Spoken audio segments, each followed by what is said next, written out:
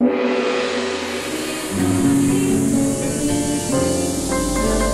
Channel 3, Jembatan Pencerahan.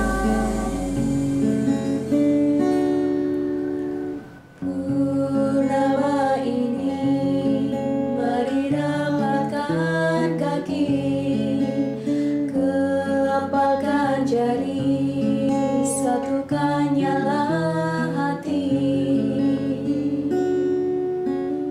Lebarkan tangan, lalu bentuk lingkaran, menangkap bulan di sela bintang-bintang.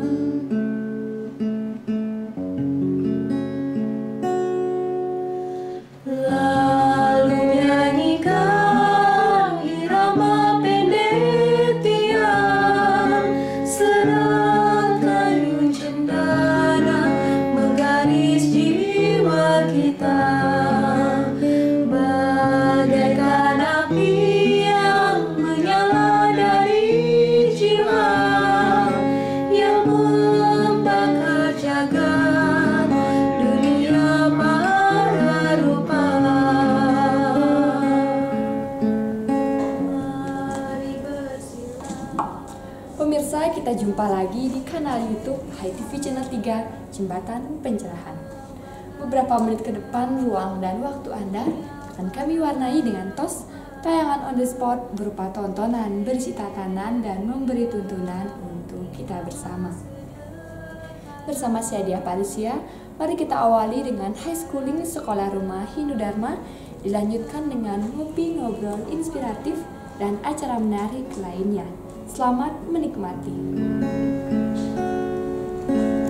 Mari sajikan tarian pendek tiang yang emas gemilang di pusat cakrawala. Tarian pendek tiang milik kita semua, yang menuntun jiwa menjadi mata dewa.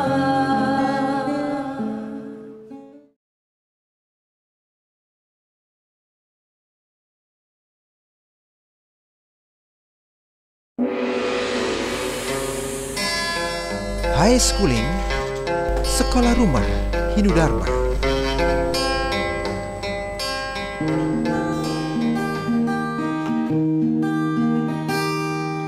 Inilah media yang sangat sederhana, sekolah. Pemirsa HiTV Channel 3, kita jumpa lagi dalam program High Schooling Sekolah Rumah Hindu Dharma yang khusus menemani teman-teman belajar di rumah. Saya Putri Sasmita Rani akan menemani teman-teman dalam acara public speaking khususnya tutur sebelum tidur. Mari kita mulai dengan cerita kesama si beruang. Di sebuah hutan hiduplah beruang bertubuh tambun. Ia adalah beruang periang karena kegemarannya adalah mendengar nyanyian burung-burung hutan. Si beruang ingin sekali bisa bernyanyi atau bersiul seperti burung hutan lainnya. Tetapi setelah ia mencoba, ia tak mampu. Tiba di suatu hari, saat mengejar nyanyian burung hutan, si beruang tersesat di ladang dekat perkampungan. Ia terus mengikuti langkahnya yang gontai tersebut. Sampai di suatu tempat, ia merasa takjub mendengar tiup seruling si pengembala yang sangat indah. Beruang berkata, "Wah, merdu sekali. Kalau begini, aku juga ingin belajar." Beruang kembali masuk ke dalam hutan dan menemui temannya, si kancil. Ia menceritakan pengalamannya itu. Beruang berkata kepada kancil, "Kancil, aku kagum sekali dengan tiupan seruling pengembala itu." Beberapa hari kemudian, kancil tiba di hutan bambu. Karena ia merasa capek, ia beristirahat di bawah rumput bambu. Saat sedang asyik termenung, kancil mendengar jerit suara bambu seperti nyanyian si gembala itu. Hal ini menimbulkan sifat jahilnya. Berhari-hari kancil mencari beruang ke sana kemari. si kancil berkata, "Ah, kemana si beruang dungu itu?" Dan akhirnya setelah berhari-hari, akhirnya kancil menemukan beruang sedang mandi di telaga. Beruang berkata kepada kancil, "Kancil, udara panas seperti ini, ayo ikut aku berendam biar segar." Melihat tingkah laku si kancil, si beruang ingin sekali bisa memainkan musik alami itu. "Ayo Cil, daripada aku hanya menonton, ajari aku memainkannya ya." Si kancil menjawab dengan gembira. "Wah, benar kau ingin belajar musik alamiku? Kalau begitu, ayo mendekatlah. Julurkan lidahmu seperti ini, agar musik lebih merdu." Sambil mengerang kesakitan, beruang berlari ke sana kemari mencari si kancil. Namun kancil tak menampakkan batang hidungnya. Sadarlah, si beruang telah ditipu kancil, temannya yang suka jahil itu. Si beruang tidak marah kepada kancil karena dari suara bambu yang ditunjukkan kancil memang merdu dan membuatnya terhibur. Dari suara batang bambu karena gesekan semilir angin makin merdu di telinga beruang, hingga ia terlena dan tak tidur lelap. Ini membuat ia lupa akan kejahilan kancil. Kendati berakibat lidahnya terjepit, ia telah memaafkan kancil karena ia sadar kejadian ini tak sepenuhnya kesalahan kancil. Dari cerita ini kita tahu bahwa beruang bersifat kesama. Cerita ini dikutip dari buku Kesama Si Beruang yang dapat dibeli di butik buku Hidayat, Jalan Nangka Selatan nomor 29A Denpasar. Sekian tutur sebelum tidur kali ini, sampai jumpa di tutur sebelum tidur selanjutnya dengan cerita dan tokoh yang berbeda. Salam damai Channel 3.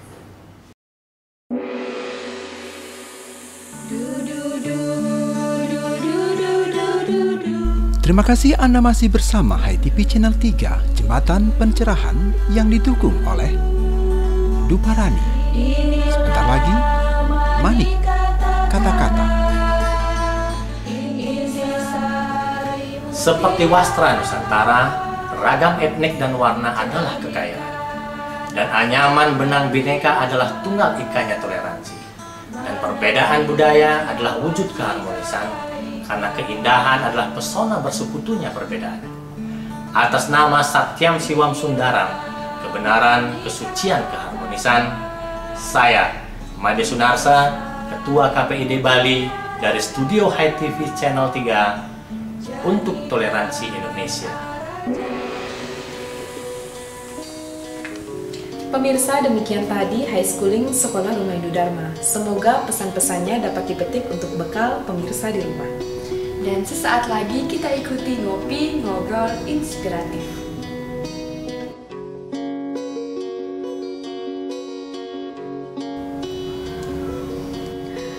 Pemirsa HiTV Channel 3, kita jumpa kembali dalam program Ngopi, Ngobrol Inspiratif Bedah Kolom Majalah Wartam.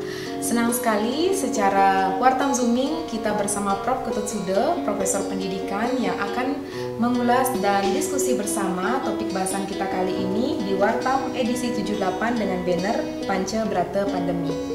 Nah pemirsa, kalau kita buka setiap halamannya nih, kita akan menemukan tulisan Prof. Ketut Sude di halaman 7 dengan judul Merancang Homeschooling Hindu. Namun seperti apa kita belajar bersama Prof. Ketut Sude mengenai topik bahasan ini? Pemirsa, mari kita simak Wartam Zooming.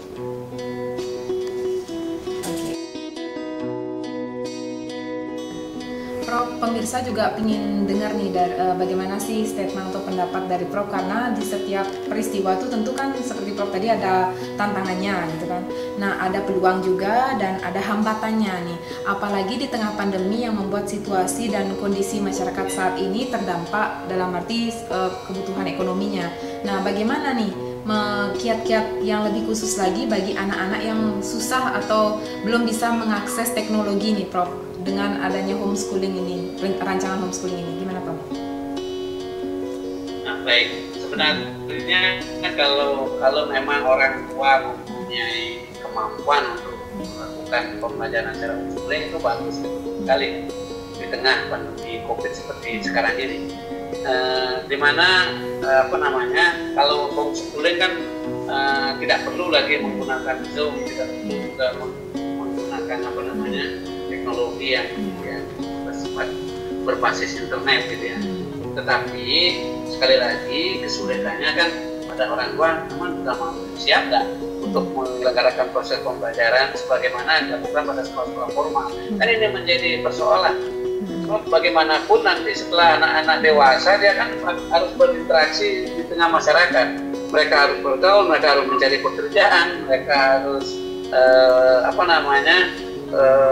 ya kalau memang dengan homeschooling mereka mampu membuat lapangan pekerjaan sendiri tidak ada persoalan. Tapi ketika mereka harus mencari kerja dan mencari kerja kepada di tempat orang lain, ini menjadi problematika nanti. Jadi secara spesifik kalau memang mau menyelenggarakan homeschooling, pertama pastikan orang tua itu paham dengan proses persekolahan gitu ya. Yang kedua, anak-anak itu memang harus dilihat betul-betul mampu melakukan belajar secara mandiri. Yang ketiga, fasilitas itu juga harus terpenuhi. Misalnya, bagaimana orang tua memberikan anak-anaknya buku yang sesuai dengan buku ajar yang digunakan di sekolah formal. Kan ini yang menjadi persoalan. Ya, sebab kalau misalnya melalui sekolah formal, di situ kan sekolah bisa memfasilitasi, misalnya memberi pinjaman lewat perpustakaan. Tapi bagaimana dengan kalau kita belajar mandiri di rumah? Apakah orang tua juga siap menyiapkan segala fasilitas yang berkaitan dengan proses pembelajaran itu? Karena ini menjadi persoalan juga. Jadi orang tua itu kalau melakukan homeschooling silakan, cuman persoalannya kan kesiapan itu tadi harus benar-benar siap. Satu, penyiapan infrastruktur. Kedua, pengawasan terhadap proses pembelajaran yang sedang berlangsung. Ketiga, melakukan asesmen. Ini harus benar-benar dipahami oleh orang tua siswa ya. Tidak bisa kita hanya sekedar menjalankan homeschooling, tetapi prinsip dasar dari sebuah proses pembelajaran tidak dipahami. Ini dia. Jadi penting kesiapan. Saya kira itu deh. Penting kesiapan kita bersama selain siswanya, tenaga pendidiknya juga orang tuanya, Prof ya. Nah, terakhir Prof sebagai closing statement mohon bantuannya untuk menyimpulkan inti dari tulisan Prof di Wartam edisi 78 ini tentang merancang homeschooling Hindu. Mungkin ada kiat-kiat yang konkret atau usulan Prof Sude yang ingin disampaikan kepada pemerintah atau dalam hal ini mewakili lembaga umat mungkin, atau misalnya bagaimana Prof? Baik, terima kasih. Ketika umat Hindu mau mendirikan homeschooling atau melaksanakan homeschooling, ya, saya sarankan kepada orang tua, kepada lembaga umat, terutama PHDI ya, ini harus benar-benar mampu memfasilitasi. Artinya, bagaimana orang tua misalnya dikumpulkan, diberikan semacam penataran gitu ya, bagaimana homeschooling itu dilakukan, terutama dalam konteks homeschooling Hindu. Karena di situ kan materinya harus ada penekanannya pada aspek pembelajaran keagamaan, luar materi pelajaran yang bersifat nasional, itu juga harus ditekankan pada mata-mata ajar yang bersifat keagamaan, misalnya penjahitan atau kemudian membuat sarana upacara. Kalau laki-laki misalnya membuat makan, membuat katik dan seterusnya kan gitu ya. Kalau yang ceweknya biasanya itu membuat canang sari, membuat daksina dan seterusnya. Kan ini yang perlu difasilitasi oleh lembaga keumatan, apakah misalnya PHDI atau mungkin lembaga-lembaga pendidikan tinggi yang berbasis pada agama, itu kan bisa mengambil peran. Saya kira itu yang bisa disampaikan. Ya, terima kasih Prof Sude. Jadi diskusi kita melalui Wartam Zooming kali ini sudah kita sampaikan secara gamblang dan lugas juga. Terima kasih Prof. Kepada pemirsa HiTV Channel 3. Itulah tadi diskusi hangat kita melalui Wartam Zooming bersama Prof Ketut Sude. Semoga dapat bermanfaat dan menginspirasi untuk kita bersama. Saya Mia Gandewa, mewakili Prof Ketut Sude pamit undur diri. Salam damai Channel 3.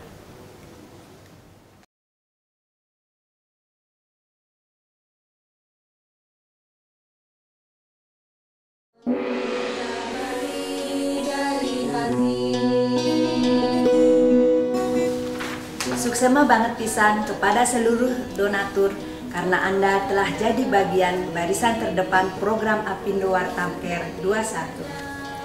Suksema sudah ikut menjaga bara semangat anak-anak terdampak corona.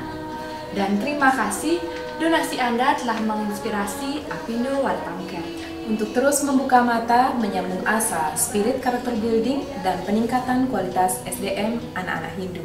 Salam sehat selalu. Jangan berhenti menatap balik, kendati hanya dalam diri. Mari bersama langkahkan kaki, menatap balik dari hati.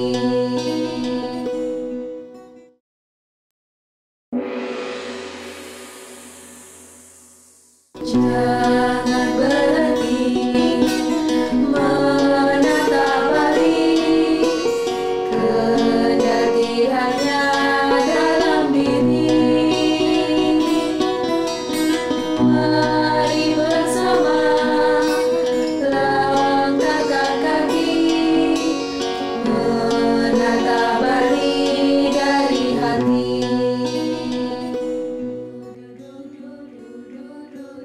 Sejumlah Rp58.880.000 yang terkumpul dari sumbangan para donatur, pembaca wartam, pengusaha, politisi, siswa, dosen, penulis, didonasikan dalam bentuk 76 box paket sembako untuk para nakes di RS Wangaya Denpasar, 19.450 masker, 2.021 vitamin, dan 800 nasi bungkus dibagikan di puskesmas, panti asuhan, panti werdas raya, sekolah, dan PAUD.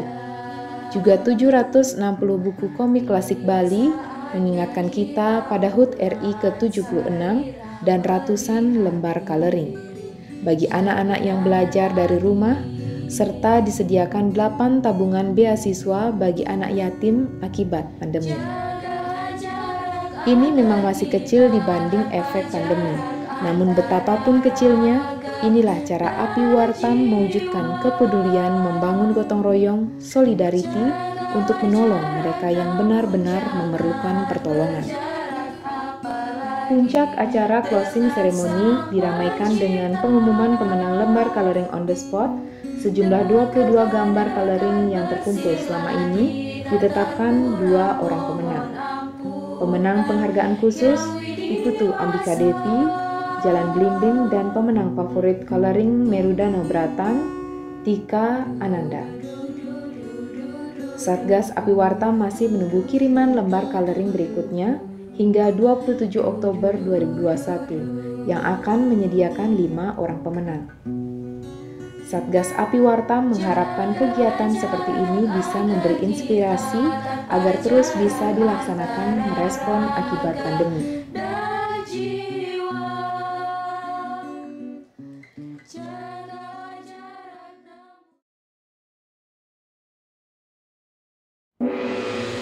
Pemirsa, demikian tadi telah kita simak bersama Ngopi, Ngobrol Inspiratif Bedah Kolom, Majalah Wartam. Semoga dapat bermanfaat dan menginspirasi untuk kita bersama.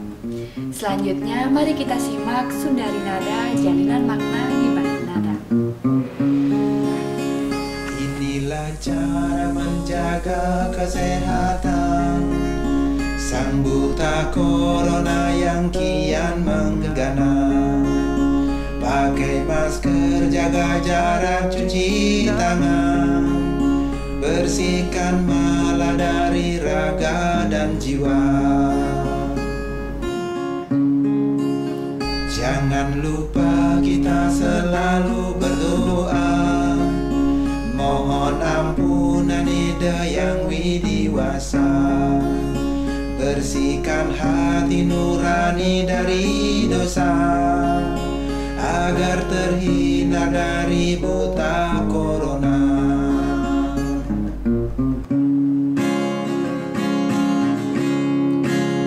Pakai masker, jaga jarak, cuci tangan, cara bijaksana hindari corona. Jangan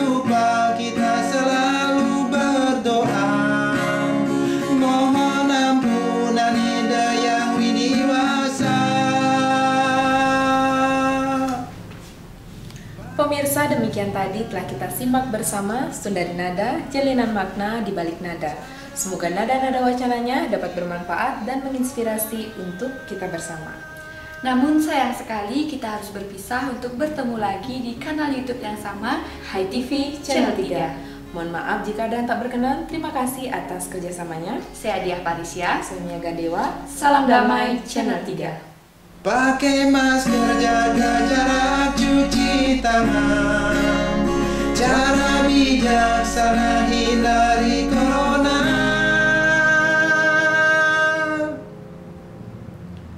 Bersihkan hati nurani dari dosa, agar terhindar dari buta corona. Pakai masker, jaga jarak, cuci tangan. Bersihkan bala dari jiwa dan raga.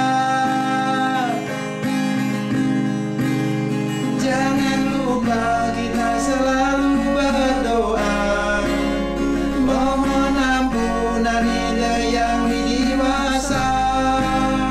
Pakai masker, jaga jarak, cuci tangan, agar terhindar dari buta corona.